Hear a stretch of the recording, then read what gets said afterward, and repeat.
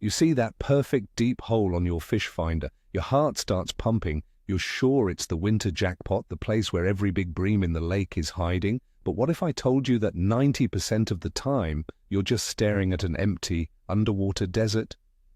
Today, we're going to break down the crucial difference between a random deep spot and a true winter bream holding area.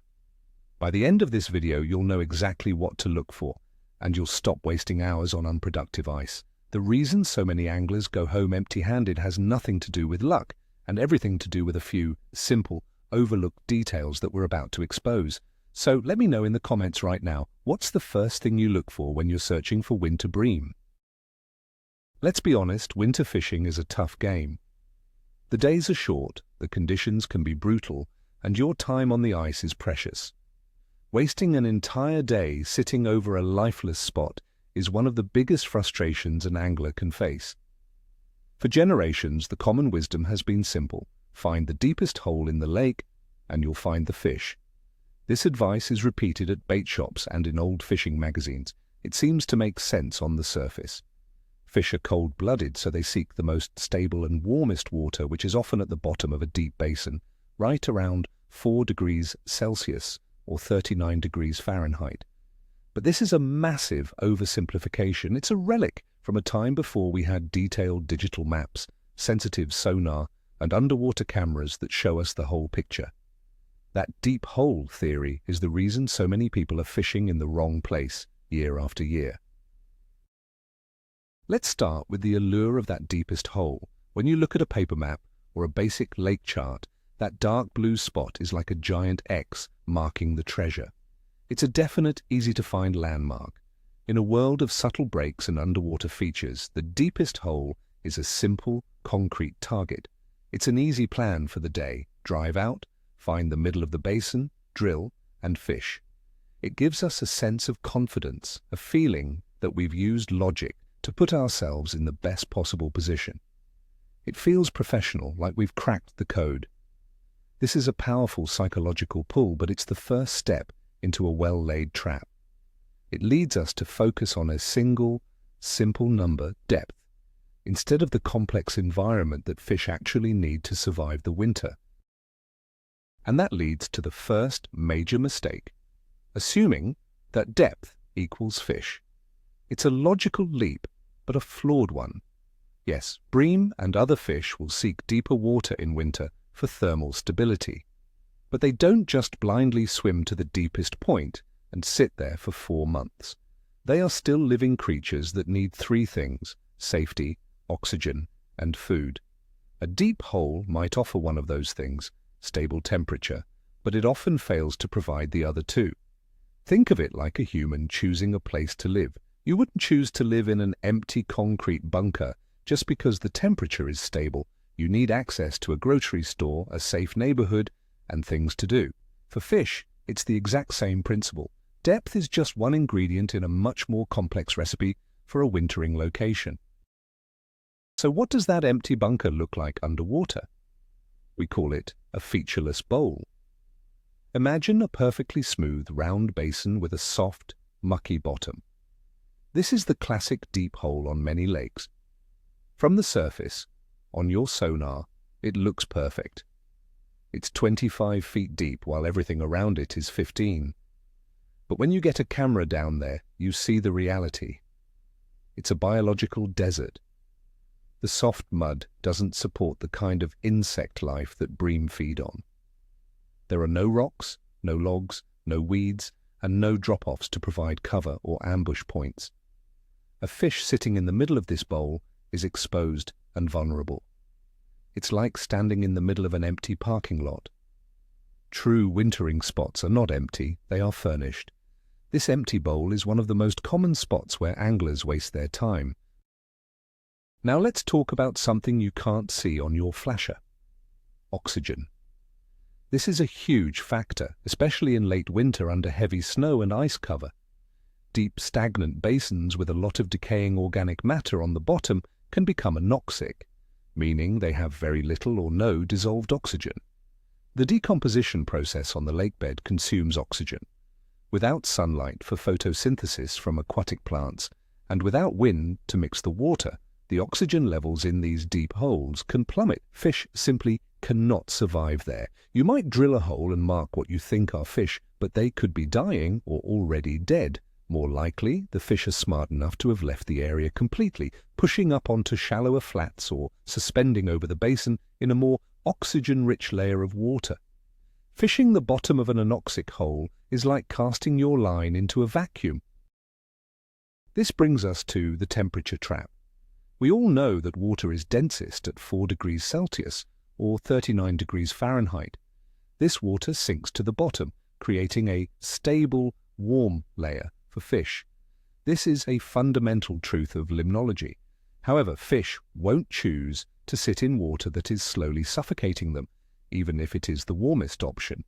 They will absolutely trade a degree or two of temperature for water that has sufficient oxygen and a nearby food source. This is a critical trade-off that many anglers forget. They get so focused on finding that perfect 39-degree water that they ignore the other, more important survival needs. A fish is better off in slightly colder, oxygenated water near food than it is in slightly warmer, dead water. Don't let the thermometer on your fish finder dictate your entire strategy. This is where we have to discuss the electronics deception. Your fish finder, your flasher, your GPS, they are incredible tools, but they only tell you part of the story. They are great at telling you the depth. They can show you if there are fish suspended in the water column, but they don't tell you the oxygen content. They don't tell you if the bottom is soft muck or hard gravel. They don't tell you if the fish you're marking are the bream you're targeting or a different species altogether. Relying solely on a depth reading is like trying to navigate a city with a map that only shows one street. You see the street, but you have no idea what the buildings are, where the restaurants are, or which neighborhoods are safe. Your electronics are for investigation, not just confirmation. So it's time for a fundamental shift in thinking. We need to stop looking for a spot and start looking for a zone. The key word you need to burn into your brain is structure. Structure is any feature that breaks up the monotony of the lake bottom. It's an irregularity. A true winter holding area for bream is not the deep hole itself, but rather the structure that is located in or near that deep water.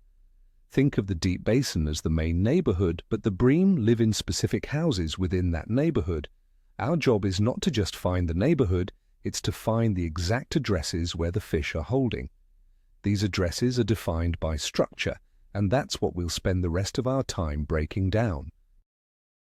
Let's start from the ground up with the foundation of the house, the bottom composition. The difference between a hard bottom and a soft bottom is literally the difference between life and death for a winter bream population. Soft, silty, mucky bottoms are generally poor. They don't hold much food like the bloodworms and invertebrates bream love. A hard bottom, composed of sand, gravel, or rock, is a vibrant ecosystem. It provides habitat for all sorts of small creatures. It's the dinner plate. When you're drilling holes, pay attention to your auger. Does it punch through easily at the end, or does it grind a bit? When you check your sonar, does it show a thick, wide bottom return indicating soft bottom, or a sharp, thin line indicating hard bottom? This one detail can tell you more than the depth reading ever will. Now let's find the fish highway. This is what we call the edge. Bream rarely just sit out in the open middle of a basin. They relate to edges. The most important edge is the break line, or the drop-off, where a shallower flat dumps into the deep basin. This is a travel corridor. Fish move up and down this edge to feed. It provides them with quick access to the safety of deep water, while also allowing them to move up to shallower areas where food might be more plentiful. Instead of drilling your hole in the 30-foot bottom of the basin, try drilling a series of holes along the edge where the depth changes from, say, 15 feet to 25 feet. You will often find that the active, feeding fish are holding somewhere along this slope, not at the very bottom. Beyond simple drop-offs, we need to look for more specific underwater topography. This is where a good lake map is worth its weight in gold. Look for underwater points. These are long, sloping ridges that extend from the shoreline out into the deep basin. Fish love to relate to the tip of these points. Look for humps or underwater islands. These are magnets for all species of fish. And look for saddles, which are the lower areas between two humps or points. These subtle features create diversity in the environment. They create current breaks and concentrate bait. The intersection of one of these features, like a point, with the main basin drop-off, is an A+, high percentage area. It's much more specific and promising than just the deep hole. Let's add some furniture to the house. Submerged wood and rock piles are the ultimate fish magnets. A fallen tree on the edge of a drop-off is a 5-star hotel for Bream. It provides cover from predators and a surface for algae and invertebrates to grow on, creating a concentrated food source. A rock pile on an otherwise barren flat does the same thing. These are spot-on-the-spot locations. If you can find a piece of isolated cover located on a key piece of structure, like an underwater point, you have very likely found a place where fish will be concentrated. This is where an underwater camera can be a game changer, allowing you to confirm that the promising spot on your map actually has the cover that will hold fish all winter long. Another invisible factor is current. Even in natural lakes, there is often subtle water movement, especially in systems connected by rivers or streams. Stagnant water is dead water. A small amount of current, however slight, is beneficial. It helps to keep oxygen levels stable, and it acts as a conveyor belt, delivering microscopic food to the fish. Areas where the lake narrows or around the tips of points will often have a slightly enhanced current. Fish will position themselves on the down current side of a piece of structure, like a large rock or a hump, letting the current bring dinner right to their doorstep. If you notice your jig is drifting ever so slightly in one direction, you've found a clue. You've found moving, living water. Ultimately, it all comes down to the food factor. Fish are slaves to their stomachs, even in the cold. Their metabolism slows down, but they still need to eat to survive. The number one reason fish will be in a particular area is the presence of food. A true winter holding spot is not just a shelter, it's a winter buffet. Bream are primarily feeding on small invertebrates, bloodworms, and freshwater shrimp. So, the question you should be asking is not where is the deepest water, but where is the highest concentration of food adjacent to deep water? If you can answer that question, you will find the fish. Everything else, structure, bottom type, cover, is important because it creates the right habitat for the food to exist. So, how do we locate this winter pantry? A great place to start is by looking for proximity to last season's green weed beds. Large flats covered in coontail or cabbage weeds are invertebrate factories during the summer. In the winter, these weeds die back, but the rich bottom they created is still there. The decaying vegetation continues to provide food and habitat for insect larvae. Bream won't be in the middle of the shallow flat, but they will be holding on the first major drop-off adjacent to that flat. They use the deep water as a safe home base and make small forays up onto the edge of the flat to feed. So find the big, healthy weed flats on your map and then focus your attention on the closest deep water structure. Another excellent sign of life is the presence of schools of baitfish. Even if large bream aren't actively feeding on shiners or shad, the presence of these baitfish tells you that the area has a healthy ecosystem. It means there is enough oxygen and plankton to support that level of the food chain. Often you will find bream, perch, and baitfish using the same general areas. If you're drilling holes and your flasher is lighting up with massive clouds of suspended marks, you're in a good zone. The bream might be holding tighter to the bottom, just below those schools, but you can be confident you are fishing in living water, not a sterile desert. Always pay attention to all the life your electronics are showing you, not just the marks on the bottom. This all starts before you even get to the lake. Your map is your treasure map. With modern mapping cards from companies like Navionics, LakeMaster, or CMap, you have an incredible advantage. Spend time at home studying the contour lines. Don't look for the biggest, widest basin. Look for the most interesting areas. Find the sharpest drop-offs, locate those underwater points and humps, identify the inside turns or corners on a break line.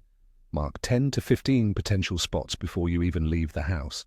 This pre-trip homework will save you hours of aimless drilling on the ice and allow you to fish with a clear, efficient plan. You'll be targeting high percentage zones from the moment you step on the ice. Once you're on your pre-selected zone, it's time to drill for information, not just for fish. Don't just go to the spot you marked on the GPS, drill one hole, and sit there all day. You need to drill a grid pattern. Start on top of the structure, in the shallower water.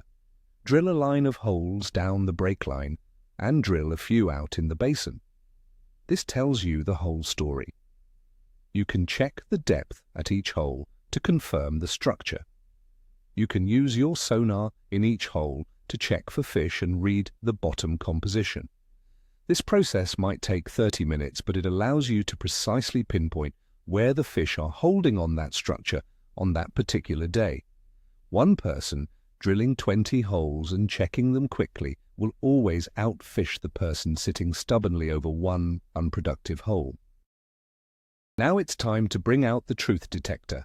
The underwater camera. Sonar is great, but it requires interpretation. A camera gives you undeniable proof.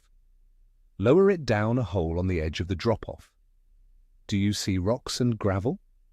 Do you see a few small stumps? Do you see a couple of breams swimming by? Or do you just see a cloud of silt and a flat, muddy bottom? The camera will instantly tell you if you're in a productive area. It can confirm the bottom type, show you the exact piece of cover the fish are using, and even help you understand the mood of the fish. Are they aggressive, or are they just sitting there motionless?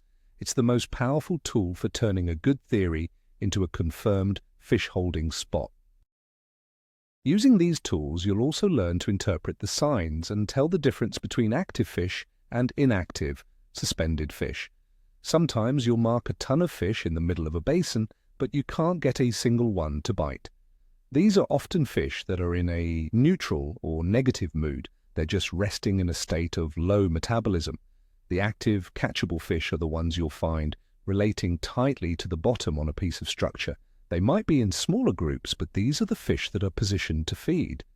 Learning to ignore the giant inactive schools and focus on the smaller groups of fish holding on key structure is a next-level skill that separates the best ice anglers from the rest.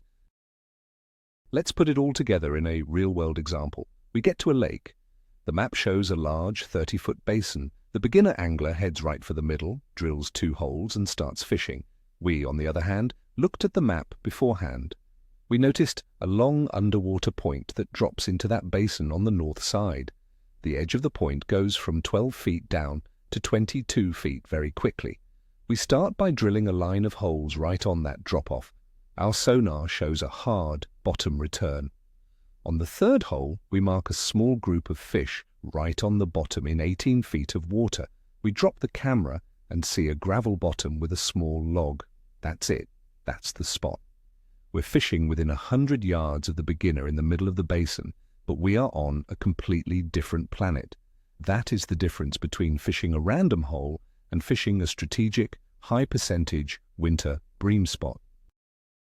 So, the biggest takeaway, the real game changer, is this. Stop hunting for a single, simple, deep hole. Start hunting for a complex, feature-rich area.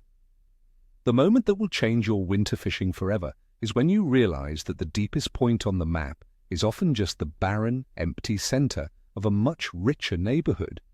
The real action, the place where the fish are actually living and feeding, is on the structured edges where food, oxygen, and cover all collide. That deep hole isn't the destination, it's just a landmark that helps you find the right address. This approach completely changes how you break down a lake. You'll spend less time on dead water and more time dissecting high-percentage zones. You'll use your electronics to investigate and explore, not just to confirm a depth number you saw on a map. Thank you so much for watching. If this just saved you from a few scoreless days on the ice, do me a favor and hit that like button and subscribe for more tips that actually work. And now I want to hear from you. What's the biggest myth about winter fishing that you've proven wrong on your home lake? Drop your story in the comments below. Let's compare notes.